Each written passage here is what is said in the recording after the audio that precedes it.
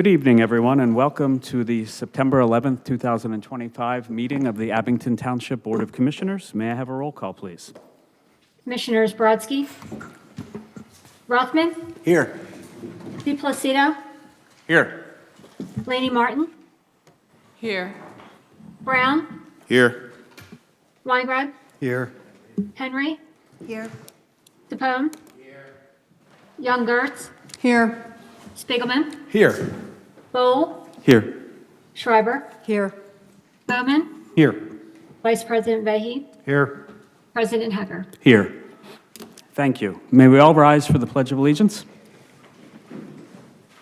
I pledge allegiance to the flag of the United States of America and to the republic for which it stands, one nation, under God, indivisible, with liberty and justice for all. Thank you. I have a few announcements this evening, a little bit longer than normal, so if you'll just bear with me. The first, and I'm going to read this. It is hard to believe that nearly a quarter century has passed since the tragic events of September 11th, 2001. What began as a beautiful Tuesday morning ended in unimaginable loss, but also gave rise to stories of extraordinary heroism, compassion, and humanity. For those who have visited the 9/11 Memorial and Museum, you know it is a sacred place of remembrance. A quote from Virgil etched on the museum's wall reads, "No day shall erase you from the memory of time." With that spirit in mind, tonight, we pause to honor 3 Montgomery County residents who lost their lives on that day. The first was a young man by the name of Jeffrey Coley from Souderton, Montgomery County. Jeffrey was an assistant sommelier at Windows on the World. He had previously worked as a government bond trader and was taking night classes at the French Culinary Institute. His passion for wine led him to Windows on the World, and he was actively exploring properties in New York and Greece for his first restaurant. The second gentleman, his name was Lawrence Donald Kim. He was also 31, and he was from Bluebell. He had just begun working at Marsh & McClenaghan in the North Tower at the World Trade Center. Lawrence was a voracious learner, teaching himself German so he could read Freud in its original language. He owned multiple editions of Heidegger's Being and Time and could quote Goethe's Faust. His intellectual curiosity was matched by his quiet determination. And thirdly, Joanna Sigmund, who was all but the age of 25 when she passed away on September 11, 2001. She was an investor liaison with Fred Alger Management in the North Tower. Her obituary described her as someone who ran in the New York Marathon, blared Janet Jackson and U2 at all-night parties, bought meals for a homeless couple near her apartment, and regularly cooked breakfast for her 3 roommates. Now, Joanna's father, John Sigmund, who unfortunately passed away in 2021, was from Jenkintown and actually went to Immaculate Conception School. And before he passed, John was quoted as having said, "We have been supported by our bedrock of faith and are now members of a worldwide club we did not want to join, survivor families of victims of tragedy. We have learned that we can only move forward. We still believe that good ultimately outweighs the evil that is present in this life." So tonight, I ask you to join with me as we pause for a moment of silence in remembrance of these 3 individuals, along with the nearly 3,000 Americans who lost their lives on 9/11.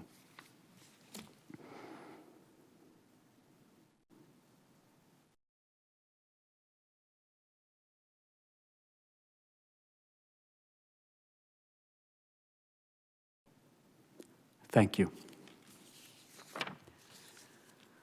Our second announcement, on behalf of the board, I want to express our sincere appreciation to all community members who have shared their concerns regarding immigration enforcement, whether through public comments at our meetings, personal conversations with board members, or through email correspondence.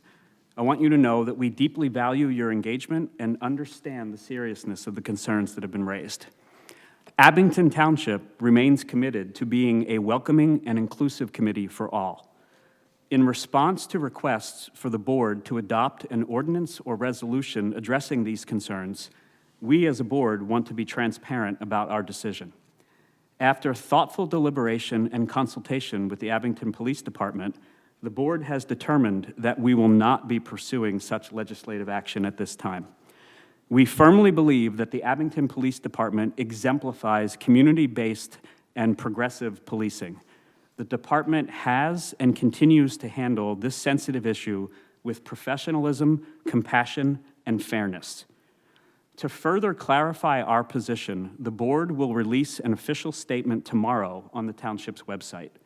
We encourage you to review this, and we welcome continued dialogue with you thereafter. If you are here this evening to speak on this matter, we invite you to share your thoughts during the general public comment period at the conclusion of tonight's meeting. And we thank you for your continued care, concern, and commitment to our community. My third announcement is that earlier this evening, the Board of Commissioners held an executive session to discuss matters pertaining to land and legal issues. And with that, we will move back to our agenda, and I will open it up for comments from the public on issues that the board will be voting on this evening. If you are here and wish to speak on anything that the board will be deliberating on, please come forward. There will be another public comment period at the end that is general public comment for general township issues, and that will occur at the end of the meeting. Is there anyone here that wishes to speak about what we're voting on this evening? And if not, we will turn to Zoom. I don't see any comments on Zoom.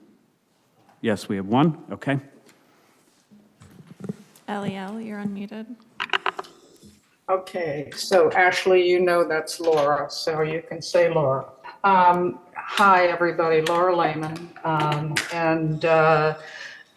am concerned that as I recently wrote, like the frog in the boiling water, you keep turning it up and our speaking rights keep disappearing. You are now going fully to items that are not vetted at any commissioner meeting and bringing them up for a vote.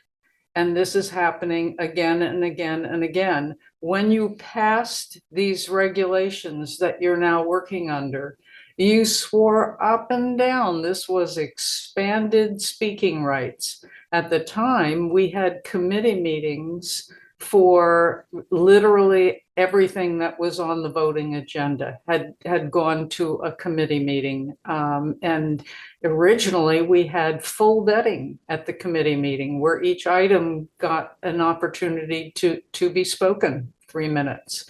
And then that was removed. And then the committee meetings were gradually removed. So like the frog in the boiling water, nobody noticed it was happening. And now we literally have no proper committee meetings for almost everything. There were many, many people who were very unhappy with the Mad Hatter and the Astrolumina. And I know sometimes you hold private meetings and 5 people show up and you think that you've done your due diligence, but this is the public meeting where this is being signed, and it should have been at a committee meeting first, and people should have had an opportunity to comment on that. When we go to the working session, we are, you changed from the committee of the whole and all the 90 changes that you made so that you could pick the working session and not be required to have the comment in a certain way because you weren't voting at that meeting.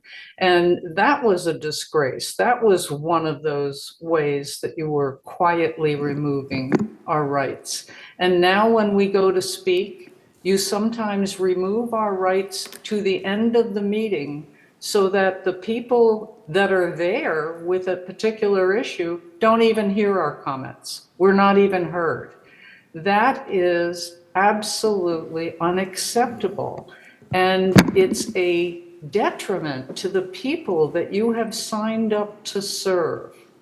So I'm asking you to change that. I'm asking you to go back to having a proper committee meeting with proper responses at those And then people can notify others who can come to the voting meeting if they just found out about it. Please don't continue to do this that you know is in your public's worst interest. Thank you for your comments, Ms. Lehman. Is there anyone else that wishes to speak? And if not, we will move right into the consent agenda, and for that, I will turn this over to Board Vice President Matt Vahey. Thank you, Mr. President. Move for passage of the consent agenda, listed items A through E. And I so move. Second. It's been moved and seconded. All those in favor? Aye. Aye. Any opposed? The consent agenda carries. We have no unfinished business this evening, so we will turn right away to new business, and I will once again turn this over to Board Vice President Matt Vahey. First is BOC-06-091125, motion to approve a 60-day lease extension between the Township of Abington and the Abington School District for the property located at 2828 Spear Avenue in Ardsley. And I so move. Second. It's been moved and seconded. Are there any comments or questions from members of the board? Hearing none, all those in favor? Aye. Aye. Any opposed? The motion carries. Next item, BOC-07-091125, motion to award the Abington Township Solid Waste Disposal Services bid to Reworld Sustainable Solutions, LLC, for bid 2, disposable services from the transfer station, and authorize the township manager to execute the agreement. And I so move. Second. It's been moved and seconded. Are there any comments or questions from members of the board? Hearing none, all those in favor? Aye. Aye. Any opposed? The motion carries. Next, BOC-08-091125, motion to approve the contract amendment and renewal agreement with the Abington Township Mad Hatter Experience, LLC, and the Abington Arts Center. And I so move. It's been moved and seconded. Any comments or questions from members of the board? Hearing none, all those in favor? Aye. Any opposed? Motion carries. Next is BOC-09-091125, motion to approve the parking agreement for Astro Lumina Light Show at Alvathorpe Park. And I so move. Second. It's been moved and seconded. Any comments or questions from members of the board? Commissioner DePlacido. Just some clarification, if Tara could. What is the new agreement? Is there new spaces? Is there old spaces? Like, what are we doing now? Do you mind if I jump in? Yeah, that'd be great. Thanks. Now, before the parking was over at Manor College for off-site parking. Now it's going to be at Alvathorpe Park. The thought was that if there's parking revenue to be made, why not make it by the township? So there's no new spots. These are all just existing spots, and Astro Lumina is paying the township per spot. Which lot? There's two at Alvathorpe. Is it going to be the front lot and the back lot, or? Yeah, actually, there's the front lot, and I believe the back lot on Fox Chase, and then the ones by the baseball field in the middle. Okay. I think what they realized was that they don't need all the spots. It depends on the night. And so they just don't need that many spots that they had over at Manor, and they feel as though that at Alvathorpe has plenty of parking for them. And remember, it's a constant movement, so it's not like anybody's parking there for 4 hours. It's usually pretty much an hour in and out. Okay. And a shuttle service, that'll still be available? And the shuttle service will be available and used. That's the only way. I can't see anybody walking from Alvathorpe Park. There's no way to do not. that. So yeah, the shuttle service, which worked very well last year. Yeah. Sorry about that, Tara. I saw your name on there. Commissioner Brown, go ahead. With the parking arrangement, is there going to be any potential bottlenecks with any other activities going on at Alvathorpe, specifically with the Raiders or anything like that? Well, I can tell you that Astro Lumina is aware of the Raiders games and the dates of those games. So the start time for those shows will be moved back to make sure that there's no problem with the Raiders parking. Thank you. Any other comments or questions? Hearing none, all those in favor? Aye. Aye. Any opposed? Motion carries. And that concludes the new business tonight, Mr. President. Thank you, Vice President Vahey. We'll now turn to the Finance Committee and Finance Committee Chair, Commissioner Stuart Weingrad. Thank you, President Hecker. First item up, FC 01091125, motion to approve the July 2025 expenditures in the amount of $2,800,030.82 and salaries and wages in the amount of $2,639,512.97, and authorizing the proper officials to sign and approve invoices, and supporting documentation and payment of bills and contracts as they mature through the month of October 2025, and I so move. Second. It's been moved and seconded. May I have a roll call vote, please? Commissioners Brodsky, Rothman, Yes. DePlacido, Yes. Laney Martin, Yes. Brown, Yes. Weinreb, Yes. Henry, Yes. Capone. Yes. Young Gertz, Yes. Spiegelman, Yes. Bowl, Yes. Schreiber, Yes. Bowman, Yes. Vice President Vehy, Yes. President Hecker. Yes. Motion passed. Thank you. Next item up, FC 02091125, motion to consider Independent Blue Cross as the retiree medical plan provider effective January 1, 2026, and I so move. Second. It's been moved and seconded. Are there comments or questions from the board? Hearing none. All those in favor? Aye. Any opposed? Motion carries.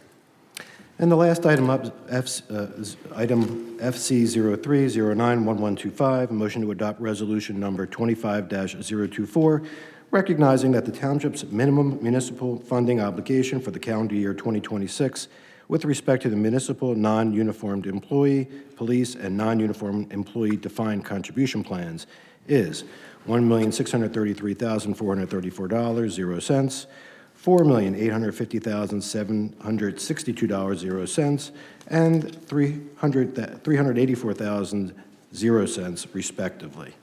And I so move. Second. It's been moved and seconded. Any comments or questions from members of the board? Hearing none. All those in favor? Aye. Aye. Any opposed? Motion carries. And that would conclude the Finance Committee agenda items for this evening. Thank you, Commissioner Weingrad. We'll now open it up for general public comment. If there are residents in the audience who wish to speak, please come forward. Please come forward. Thank you.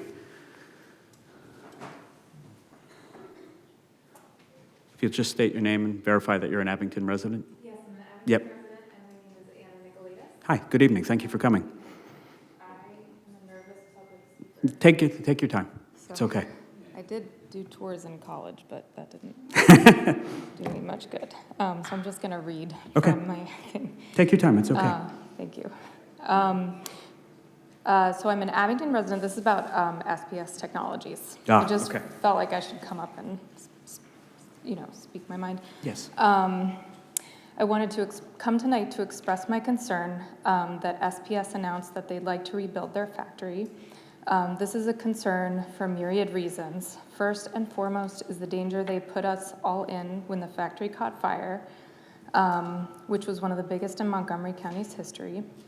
After staying up all night watching the horizon burn, wondering if our home would be burned down, we evacuated for 3 days, my kids missed school, and we spent the next several weeks fearing for our air quality and water safety. Directly after the fire, the EPA found elevated levels of arsenic in the Tucanee Creek near the site, which was the creek my son played in when he was little. It was when this happened that many of us began to read about the factory and its long history of negligence with regard to the storage and use of toxic chemicals. For example, as recent as 2023, SPS entered into a consent agreement with the U.S. Environmental Protection Agency and paid $109,805 to resolve multiple hazardous waste storage and disposal violations, including improperly accumulating and storing multiple toxic chemicals such as cyanide. We also learned they're exempt from mercantile taxes as a factory and only pay $23,000 a year, which is about 5 times my quarter-acre property, despite being 33 acres, which is 0.02, as you all know, it's 0.02% of the township's budget, and they pay a similar percentage to the school district. And so, in sum, really quickly, I believe we're at the point where SPS has proven itself now unworthy of residing in such a dense residential suburban area with so many hundreds of children and families. And I'd like to voice my strong opposition to their return. Thank you very much. Thank you for coming out and sharing your concerns this evening. Thank you. Please come forward. Hi. Good evening. Good evening. My name is Colby Kaiser. I am a resident. I live Thank you. on Matt Street.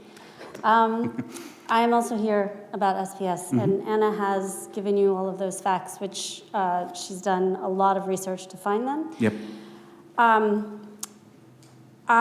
For years, I've lived there for 23 years and brought my kids up. They're out of college now.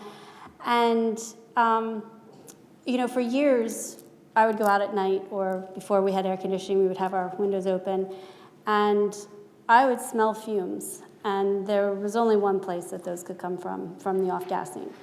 And this was always very disturbing to me. I'm very sensitive. My nose is sensitive. My head is sensitive to these things. And it was always, a little bit eerie for me. And I never did anything about it. And I was kind of like, what are they doing? What is this factory? What is in this factory? What are they doing? And here we are in Pleasantville with this, big thing behind us. When it caught on fire, it was horrific, and I could see it from my backyard. And it was 9 o'clock at night, 9:30 at night, whenever it was. And I went to bed that night thinking, should I even be going to bed right now? Because I know what the smells were that they were off-gassing, and, what is still in there. I had no idea there was all the stuff that we have since come to find. And I feel, and I woke up with a headache. I went to my office in Winmore for a little bit. My headache went away. I came back. My headache came back. So I know that day there was some bad stuff in the air. And then I went to, we also evacuated. It's a big concern of mine that this factory, they're even considering rebuilding. We're not an industrial area. When it was built, yes, but I understand that. But we have kids here, we have families, we have, people's lives were really, I think, put in danger. And I think it's really negligent of us to not consider this. And I know that there are people speaking on both sides. But as a resident, I'm really shocked that this is even being considered. I also want to point out, I've got 13 seconds. About 4 years ago, my toilet was running for a month, and I was billed $2,000 from the water company for my running toilet in the basement that I didn't know about. How much is SPS paying for all of that water that is going nonstop, day in, day out, at full force? Who's paying for that? Are they paying $2,000 for what I paid for a running toilet? My guess is probably not. Probably not. Thank you. Is there anyone else that wishes to speak? Please come forward. Good evening. Good evening. My name's Joe Dunn. I live on Zane Street. Good evening. First of all, I'd like to thank you for how you opened the meeting. Of old days, it's just brutal. And I enjoyed the stories of those three people. Thank you. It's very, very good. As I was driving over this evening, it came to mind, I grew up in Philadelphia in a little neighborhood called Roxborough. And where I lived bordered right on the Wissahickon Valley. We called it back the Crick. And I spent all my time back there. It was a great place. And there was a statue up there. We called it the Billy Penn statue in the middle of the woods back there along the Wissahickon Creek. And it's not a Billy Penn, it's of a Quaker. And it was donated by a gentleman for the centennial, so it's 150 years ago. I like the date on the thing.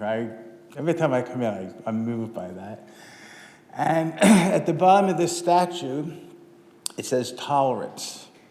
And growing up, it didn't mean anything to me. It was just this great, calming place to go. But as I got older, I started realizing, and I looked into it, what it was about. And I think today, after hearing you speak in the beginning, and after the assassination of that young man yesterday, we really need tolerance. So I just happened to look as I was sitting there, and what did it say here? So the whole idea commemorated the principles of religious tolerance associated with the Quakers and William Penn, and also for political tolerance of each other. And the country to me is just getting terrible that way. And every neighborhood is like that. You know, we're part of the country, and I just want to make an awareness of how important it is for us to be tolerant for the other side, what people think. And just the violence and hatred I see, it's just so disturbing to me. So I'm glad I live in a very nice place now. Not as nice as that little place I lived in Roxborough. But that's all I wanted to say. I just want to bring that to everyone's attention. And we really need to do that because it seems we were at sort of like a tipping point, and we don't have to go too much further till who knows what happens, but I don't want it to happen. So thank you for your time. Thank you for sharing those comments tonight. We appreciate it. Oh, one more thing, I'm sorry. That's all right, That go lady ahead. that called it, do I have another 10 seconds? You can. Laura? Yeah. And then you were talking about clarity. I think she made a really good point. She understands the whole thing much better than me, but I think what she said I agree with, and I think that would even be more transparent about these committee meetings. So I just want to agree with her. Well, Okay, appreciate that. Thank you. Thank you. Come on forward, sir.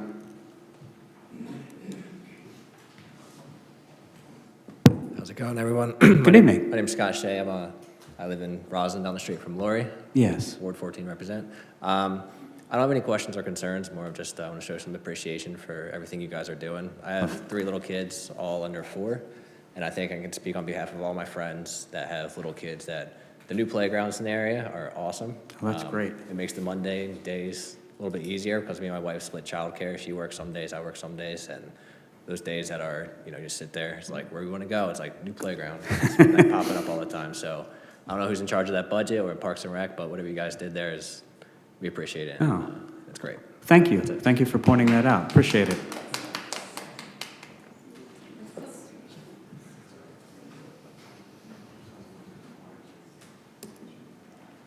Good evening, ladies and gentlemen. Evening. Forgive me, I need to refer to my notes, otherwise I'll That's go off fine. on Take your tangents. I'm here as a volunteer for the Greater Glenside Patriotic Association. If you're not familiar with that, we are tasked to put on the Independence Day celebrations. The Independence Day Parade has been going on for 122 years. Next year is our 123rd. I wanted to just bring some awareness, please, to our cause, such as it is. I'd like to thank the Township Manager, the Emergency Management Office, Public Works, our Police Department, all of our fire departments. I don't want to say names because I know I'll forget everyone. The tireless support that they have given to the GGPA at these events, we couldn't do it without them. So I wanted to bring that to your attention. Also, I'd like to thank Commissioner Bowl, Commissioner Veilley, Commissioner Bowman. They were for their support for the day of the parade. Next year is 250th anniversary of the United States of America. It's our birthday. We plan a very huge celebration. We've already started. It's also the 25th anniversary of the tragedy of September 11th. So we're going to add, and we'd like your support in doing a memorial service for our 9/11 folks. Now, we can do it at VFW or the memorial, the beautiful Memorial Island that you have. We can certainly talk about that. Sure. But I think we were a little remiss this year in the remembrance. Your stories today were very apropos and good, appreciated it. But I think we as a township should have done a little bit more. I know they're doing a little bit of a service over at VFW. It came together today. Most of the money for the Independence Day, Memorial Day, and the 9/11 services that we do come strictly from volunteers, or residents and business support, the money, and selling T-shirts. This year, we were able to attain a grant from Pennsylvania, Community Service Grant, with the generous help of Representative Sanchez. That helped us a lot. We can't count on that every year, though. No. So what I'm asking, as a volunteer with the GGPA, is that you all maybe spend some time, come to a meeting, maybe volunteer, help out. We can use as many volunteers as we can get on that day. We're a small, very small group, and we're just looking for some help. So we meet on Tuesday nights at 7:15 at the Weldon Firehouse. Let's see, I talked about that. Talked about that. Excuse me a minute. Okay. Oh, and so I'm no longer speaking as a volunteer for the GGP. I want to speak as a citizen, please. I know that 3 people were called out because of being disruptive to your meetings, and I just wanted to point out, I've been to the meetings, I've heard them. I know I can understand why you would think that, but I really believe that you all need to take a little responsibility for that. The level of their frustration is quite evident in the lack of communication. And I don't agree with a lot of things that they say or what they do, but I really think we need to have a little bit more communication from the board. I think it will help in that regard. One more thing, please. Yes, and then we'll And I know wrap I'm up. over time, and I Yes. appreciate it, but I just want to see when our police department and our fire department members are recognized for whatever they do, the good things they do, the education they attain, the services they provide for people above and beyond. I really think that maybe we could spend 10 minutes at a meeting once a month to recognize them. I appreciate the time, and I am over. Yep. Thank you. Thank you. Anyone Excuse me, else wish to President speak? Hecker? Excuse me, President Hecker, could she please state her name? Oh, yeah, you didn't actually say your name. No. I'm sorry. That's okay, and I didn't ask you. Ellen Stark. Thank you. C-A-E-R-K. Thank you. Thank you. Hi, Adam Scher, Red Rambler Road. I am completely 1,000% in favor of tolerance, despite what I'm about to say. I've noticed a real uptick in solicitors coming to my house, walking up my driveway while I'm sitting in my backyard, trying to sell stuff. They don't go away, and it gets a little bit really unnerving. And I know that I'm sure there are ordinances about it. I understand that they're supposed to either get permission or some kind of ID. I got tag teamed a couple months ago by 2 guys who claimed that they had whatever it was. I didn't know exactly what to ask them for, Sure. other than, did you go to the township? Oh, yeah, here's our thing, you know? Yep. And then one guy goes away, and then the second guy comes up, and I'm in my backyard, this is. And a couple weeks ago,